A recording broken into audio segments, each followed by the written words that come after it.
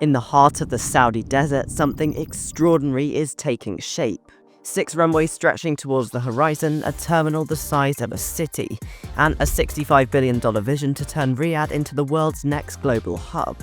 This is King Salman International Airport, a project so vast it could handle nearly 200 million passengers a year, eclipsing every airport on Earth. But this isn't just another futuristic terminal, it's the centerpiece of a national strategy, one that aims to transform Saudi Arabia from an oil economy into a connected global powerhouse. To pull it off, the country is launching a dedicated new airline, redrawing trade routes, and taking on the aviation giants of Dubai, Doha, and Istanbul.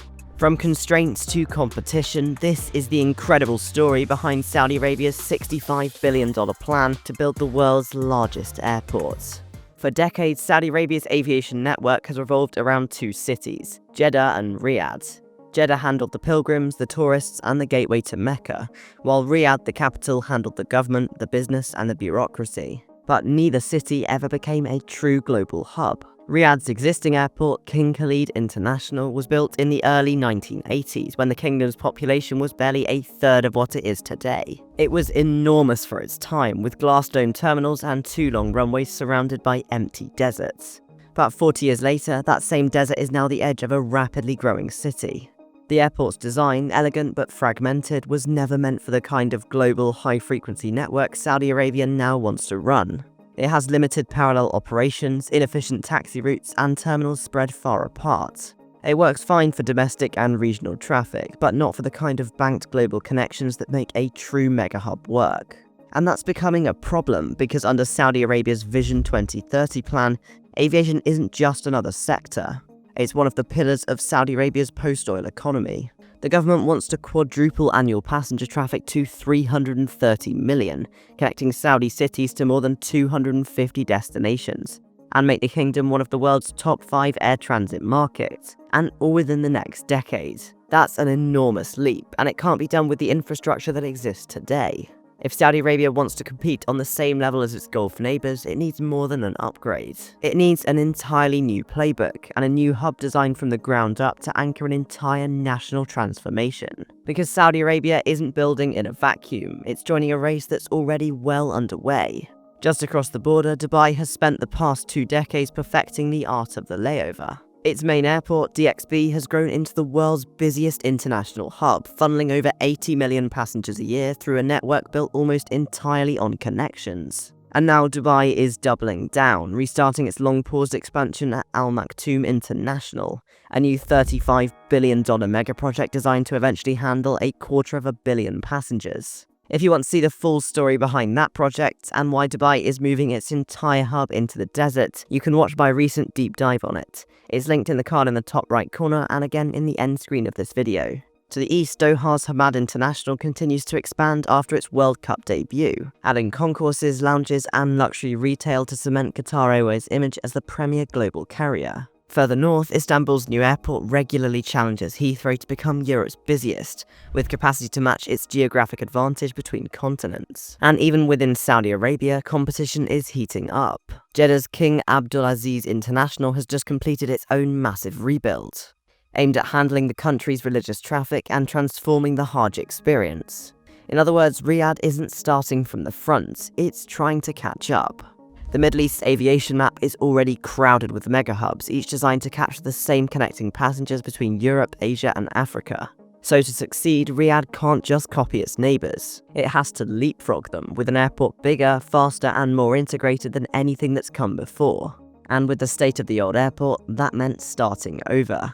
King Khalid International Airport, or RUH, was one of the most advanced airports in the region. But what looked futuristic in 1983 now feels like a relic of another era. Its terminals sit far apart, its runways can't operate independently at full efficiency, and its apron layout forces long taxi times that eat into capacity. The airport was never designed for high-frequency synchronized connections, the kind that let airlines bank arrivals and departures within tight hourly windows. And that's what a global hub lives or dies on: precision timing.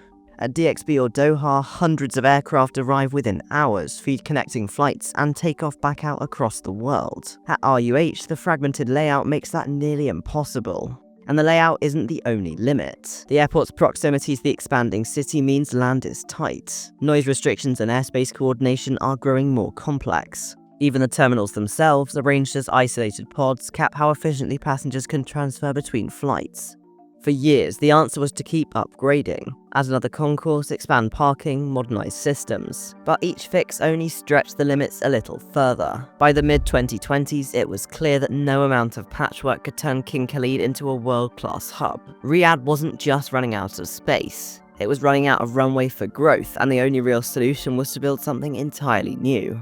So 40 kilometers north of central Riyadh, in a stretch of desert so vast it looks endless from the air, that new solution is already taking shape. This is King Salman International Airport, a greenfield site so large it could swallow the entire footprint of Heathrow several times over. At full build-out, it's expected to feature 6 parallel runways, each long enough to handle the world's largest aircraft, with operations divided into distinct banks for departures, arrivals, and cargo. That layout alone could make it the most capable airfield on Earth, able to process more than 180 million passengers a year according to official plans. What makes this airport so extraordinary isn't just its size, it's how it's being designed from the ground up as a system, not a single building. The terminal complex, designed by Foster & Partners, will form the heart of an entire urban district, complete with business parks, hotels, logistics zones, and residential communities built around it. Massive skylights and shaded courtyards will draw daylight deep into terminal halls, while energy systems are being engineered for one of the hottest climates on the planet. It's part airport, part city, and part statement of intent. It's being built to anchor an economy and to become the beating heart of Riyadh's transformation under Saudi's Vision 2030. When complete, it'll serve purpose, connecting industries, trade routes, and tourism sectors that didn't exist here before, and projecting Saudi Arabia's ambitions far beyond its borders. But what makes King Salman International so different from others is how deeply it's woven into Riyadh's wider infrastructure plan. This isn't an isolated terminal in the desert, it's a central node of a national transport grid. Direct expressways will link it to the capital's northern corridor, while a new high-speed rail line will connect the airport to downtown Riyadh and the future Gulf Railway, giving passengers seamless transfers between air and ground networks. On the logistics side, KSI is being built beside a massive cargo and free trade zone designed to rival Dubai's Jebel Ali ecosystem. Bonded road corridors and automated handling systems will allow freight to move directly between aircraft, warehouses, and overland shipping within hours, creating a vertically integrated logistics hub for the entire region. And around it all, an entire airport city is beginning to rise. Hotels, retail zones, offices, and residential districts, each one feeding into the airport's ecosystem. Because for Riyadh, this is about connecting an economy, turning an airport into the foundation of a modern global capital. But even the most advanced airport is useless without planes to fill it, and that's where Riyadh Air comes in. Launched in 2023, the airline was created specifically to power King Salman International, a brand new flag carrier designed to give the airport purpose, traffic, and identity from day one. Its mission is simple but bold, to turn Riyadh into a global connection point between continents rather than a stop on someone else's network. Riyadh Air will operate alongside the country's existing airlines, Saudia, but with a very different focus. Where Saudia continues to serve religious and leisure traffic through Jeddah, Riyadh Air is built for business and long-haul connections, the kind of routes that bring in premium passengers and global visibility. And the new carrier's fleet plan certainly reflects that. It's ordered dozens of Boeing 787s with options for narrow bodies and next-gen wide bodies to follow, enough to support dozens of new international routes across Europe, Asia, Africa, and the Americas. Every aircraft is part of a wider timing system, banked arrivals and departures that feed through Riyadh in carefully choreographed waves, something the current RUH layout could never support. Now, projects on this scale don't happen without an extraordinary flow of capital, and in Saudi Arabia's case, that capital comes from the very top.